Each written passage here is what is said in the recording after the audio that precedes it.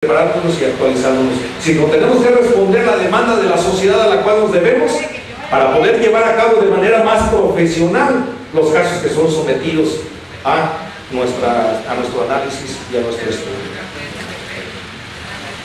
En esa medida, no solamente el Código de Procedimientos Penales tiene que ser reformado, también tiene que reformarse el Código Penal, como ya está el anteproyecto en la Cámara de Diputados en el Congreso local.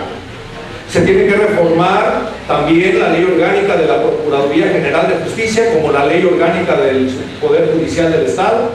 Se tiene que reformar la Ley de Defensoría Pública.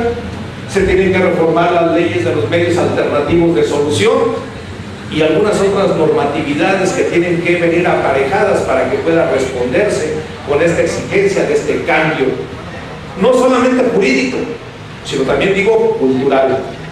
Después de 2008, llamo yo, estamos viviendo una revolución jurídica, una revolución que tiene matices diversos que nos hace y nos obliga a advertir la capacitación en diversas ramas, desde el orden constitucional, derivado de la reforma del 2008 y del 2011, con los derechos fundamentales de las personas, el propio sistema penal acusatorio y oral, sin perder de vista el sistema oral en materia mercantil ordinario, y por supuesto adelanto que en el Supremo Tribunal de Justicia del Estado de Michoacán se está analizando también la viabilidad de que la materia familiar tenga también sus lineamientos en forma oral.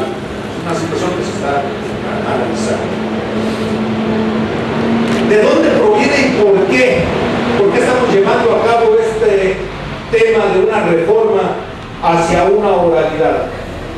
Bueno, en realidad son líneas estratégicas muy claras lo que definen al sistema acusatorio y oral, como darle, por ejemplo, la publicidad que se requiere para que cualquier persona que quiera enterarse del desarrollo de un proceso pueda presenciarlo. Se requiere también garantizar el proceso de continuidad, que desde que inicia ese proceso no se paralice hasta que no se dicta la sentencia. Y en esa medida, precisamente la sociedad en general puede estar segura de la forma en la que se está resolviendo y por qué se está resolviendo ese juicio en la forma que se está estableciendo. Tampoco es algo novedoso en el Estado mexicano el que estemos llevando a cabo esta reforma. Quizás estamos llegando tarde a la reforma. Haciendo un análisis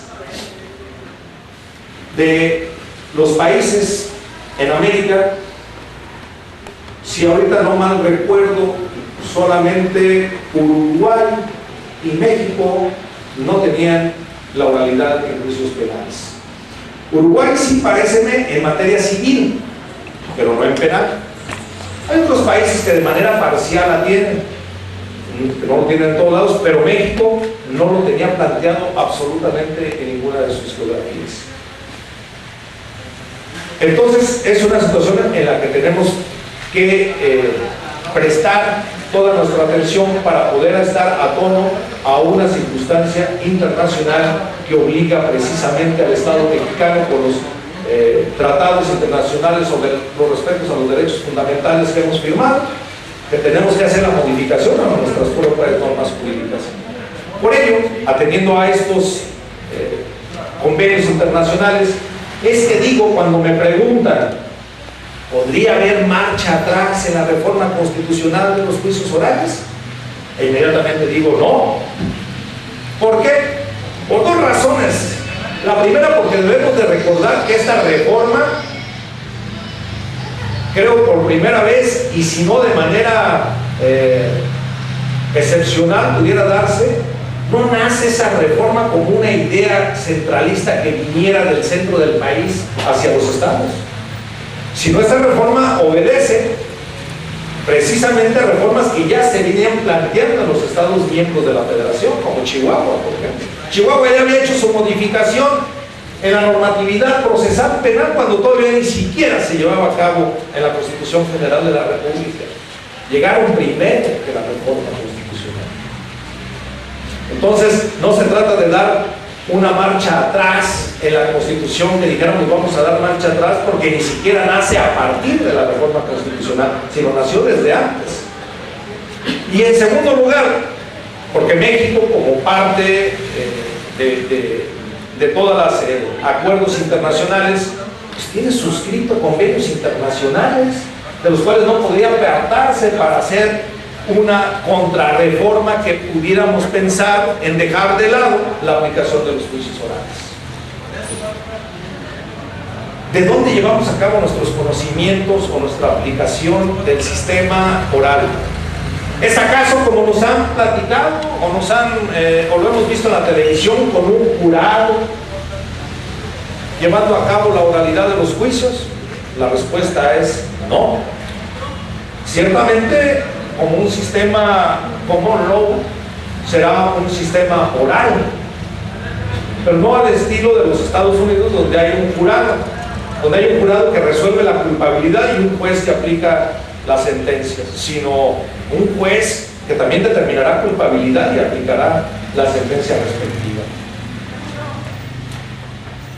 Hemos tomado algunos modelos, como el caso chileno. Nuestra influencia hacia nuestra codificación tiene un gran impacto de Chile. Hemos tomado algunos otros aspectos de colombianos y algunas cosas propias de nosotros.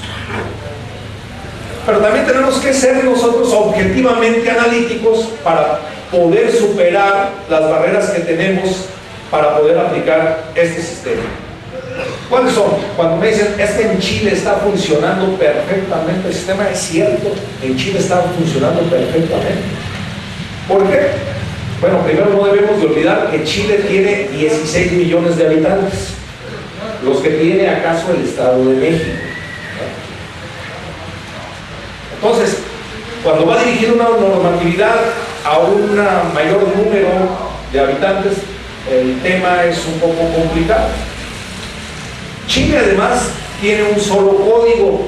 Nosotros en este momento tenemos 32 códigos penales y 32 códigos de procedimientos penales, aunado a otras leyes especiales. Se vuelve también un poco complicado, por ello es que yo estimo necesario, como se ha venido llevando a cabo, la inquietud de que tengamos un solo código de procedimiento. No puede haber distintos procedimientos en las 32 entidades federativas. Tenemos que manejar un solo procedimiento. Chile tiene una sola policía, quizás de las más prestigiadas del mundo, los carabineros. Nosotros tenemos, pues así de inmediato, 32 policías preventivas estatales, 32 policías ministeriales y seguramente poco más de 1000 agrupaciones de policías municipales con capacitaciones distintas, con requerimientos distintos y, por qué no decirlo, quizás hasta con salarios totalmente distintos. La población de Chile estuvo inmediatamente presta a llevar a cabo ese cambio. Nosotros tenemos que hacerlo con nuestra gente y ustedes son un factor determinante para que esto opere. Estando en vigor ahorita los juicios de ejecución de penas, con mucha satisfacción cuando los hemos llevado a cabo, en lo personal, cuando me ha tocado resolver un asunto y explico de manera verbal la sentencia, yo puedo advertir cuando el público presente está entendiendo lo que yo les estoy diciendo. En el sistema tradicional, pues solamente el abogado es el que va y da lectura a ese cuerpo escrito sobre lo que se resolvió y lo puede transmitir o puede mal transmitirlo al interesado. En el sistema oral todo el mundo está presente, está entendiendo lo que se le está señalando, hay una comunicación directa, pero tenemos que llevar a cabo una capacitación porque en el nuevo sistema quienes intervienen, los operadores jurídicos, deben de tener precisamente las características necesarias, los conocimientos necesarios para poder comparecer a una audiencia de juicio oral. Y esto como una garantía de derechos fundamentales del acusado, es decir, que esté defendido técnica y profesionalmente ante el tribunal. A partir de la Constitución de 1917, decía el texto constitucional que podía defender al acusado cualquier persona de su confianza. Y yo me preguntaba de dónde había derivado ese texto, o cuál había sido la intención del constituyente. Expresamente no encontré nada, pero quizás en el diálogo con muchos conocedores de estas ciencias decían, bueno, es que seguramente que en 1917 no había muchos abogados a quien pudieran recurrir para llevar a cabo la defensa, y lo que interesaba es que hubiera una persona de su confianza que pudiera garantizar la transparencia del asunto. Pero esto fue evolucionando, y como dije, la sociedad va evolucionando muy rápidamente. Han aparecido nuevas conductas, nuevas formas de delinquir. Los delitos se han vuelto en su ejecución un poco más complicados, y por eso se requiere de una técnica especial adicional para poder llevar a cabo la defensa. De ahí que la reforma constitucional lo que se pretende garantizar es una defensa adecuada y técnica, ¿no? Y esto implica dos conceptos que parece que es lo mismo, pero cuando dice una defensa técnica y adecuada, ¿qué nos está diciendo? Primero, que tiene que ser licenciado en Derecho.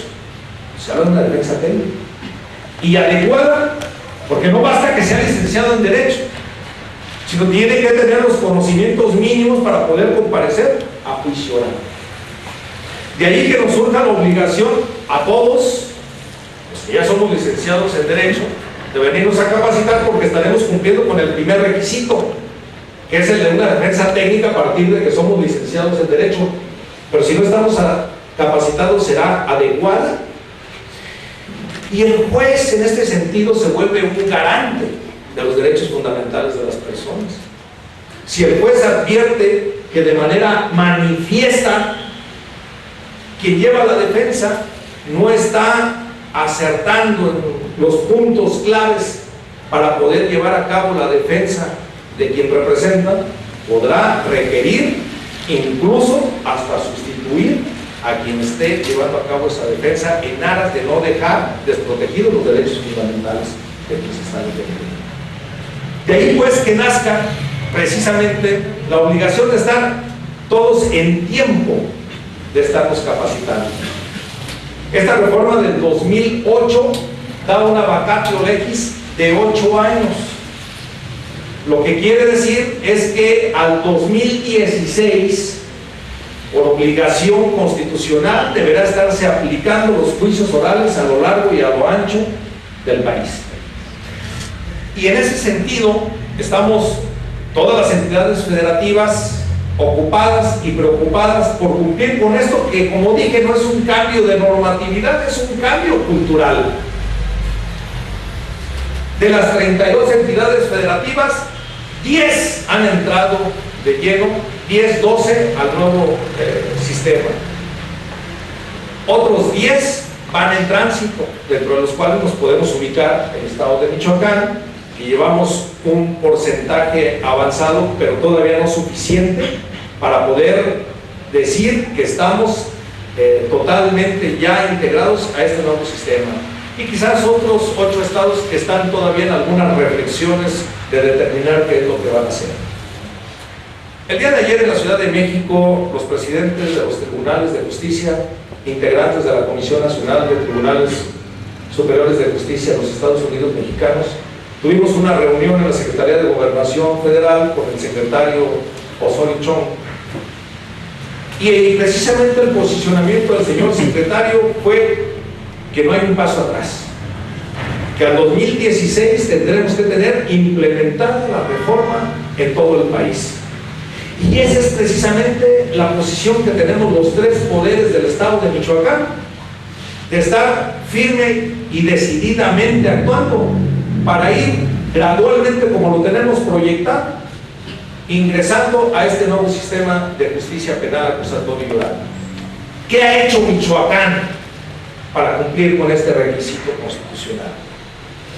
Inmediatamente que se llevó a cabo la reforma constitucional, se empezaron a tener pláticas entre los poderes para advertir de qué manera íbamos a hacer frente a esta responsabilidad que es de todos.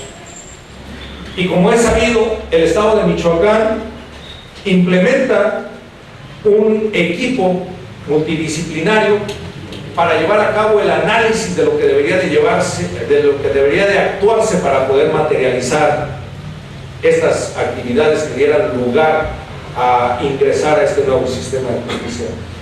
Y se crea el Consejo de Implementación del nuevo sistema de justicia penal, acusatorio y oral para el Estado de Michoacán, integrado precisamente por los 3 poderes del Estado. ¿Cómo se integra? Por parte del Ejecutivo está representado por el Secretario General de Gobierno, por el Secretario de Seguridad Pública, por el Procurador General de Justicia y por quien tiene la responsabilidad de la Consejería Jurídica del Poder Ejecutivo. Por parte del Poder Legislativo tenemos 4 legisladores de distintas fracciones parlamentarias. Y por parte del Poder Judicial está integrado por el presidente del Supremo Tribunal de Justicia, por un consejero magistrado, que en este caso está representado muy atinadamente por el magistrado Gilberto Briviesca, que nos hace favor de acompañarnos, por una consejera juez y por un miembro del Consejo del Poder Judicial. Integrados estos 3 poderes en este organismo, se decidió que tenía que ser presidido por el Supremo Tribunal de Justicia. En otras entidades federativas se conforma de distintas formas y se preside de distintas formas. En el Estado de Michoacán se consideró que debería de ser encabezado los trabajos por el Supremo Tribunal de Justicia del Estado. ¿Y qué es lo que se ha hecho? Tenemos que tener muy bien documentado qué es lo que se ha estado haciendo. Pero primeramente se llevó a cabo la reforma en lo conducente en nuestra Constitución Política del Estado de Michoacán, atendiendo a un transitorio de la Constitución Política Federal que señala que las entidades federativas tendrán que hacer la declaratoria de que adoptan el sistema penal acusatorio y oral. Michoacán ya lo hizo. Nuestra Constitución señala categóricamente que el Estado Libre y Soberano de Michoacán de Ocampo adopta el sistema penal acusatorio y oral. Posteriormente, la Cámara de Diputados aprobó el nuevo Código de Procedimientos Penales, donde se contempla precisamente el nuevo sistema de justicia penal acusatorio y oral. No hay que soslayar que no hemos dejado la anterior normatividad, porque el sistema tradicional seguirá vigente por unos años más. Me preguntan, ¿y cuántos años más? Bueno, es difícil exactamente contextualizar en cuánto tiempo, pero pudiera ser el tiempo máximo que tarda el delito más grave en prescribir a partir de la última actuación que se haya hecho en el último día de vigencia del sistema tradicional. Porque los asuntos que se hayan integrado desde la indagatoria bajo el anterior sistema tendrán que salir bajo el anterior sistema. Y se reformó, y entonces obtuvimos un nuevo Código de Procedimientos